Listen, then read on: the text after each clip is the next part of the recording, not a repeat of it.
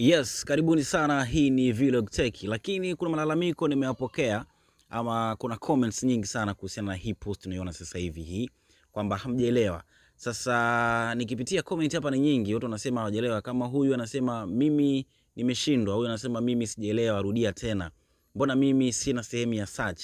Kwa hiyo comment ni nyingi kuhusiana na hivi kwamba watu hawajaelewa. Sasa hii kwa kweli imenikata na nimeamua kurudi tena kwa mara nyingine na kuelezea upya. Lakini kuna wengine wamesema wameweza. Safi kaka, comment ni nyingi, nyingine nzuri, nyingine nyingi zimekuwa sasa za watu hawajaelewa. Paka mwingine ananiita muongo, anasema ni uongo huo. Sasa huyu anayesema muongo na wengine ambao hawajaelewa kama huyu jamaa, basi naenda kurudia tena hapa kwa mara nyingine. Na asante sana kwa wale ambao wameendelea kunifuatia na kucomment vizuri. Lakini kama bado hujanifollow, unaweza kunifollow hapa. Hii ni Vlog Tech. Kanifollow kabisa hapa kwenye account yangu, then mambo yanakuwa ni fresh kabisa. Lakini hakikisha umesave hii, baadaye unaweza kurudi na kuangalia vizuri wapi ambapo umekosea uweze kurekebisha, ili wewe uweze kupata pia 3D effect. Lakini pia unaweza kushare na wengine pia uweze kupata taarifa kama hii. Lakini kama umeweza, dondosha comment uniambie yes nimeweza. Sasa ukiwa hapa TikTok, bonyeza hii alama jumlisha,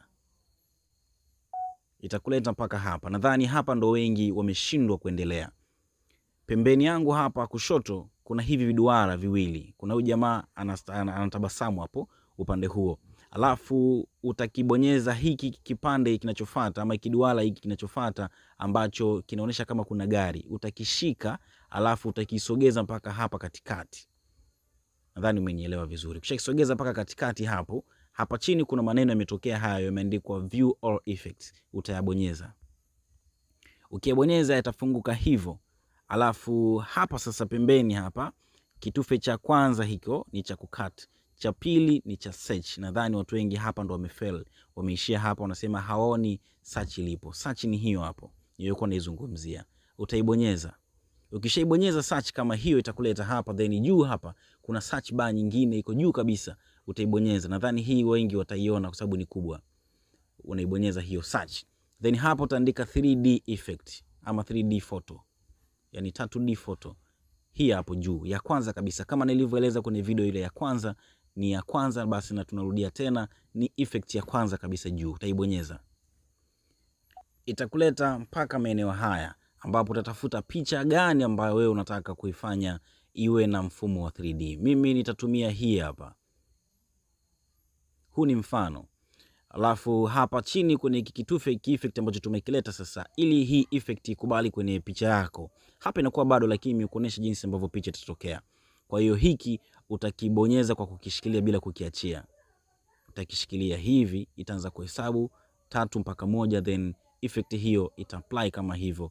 Baada ya hapa utaona hiki kimshale kinazunguka, then utaruhusu kuiachia ili iweze kujisave kama hivyo.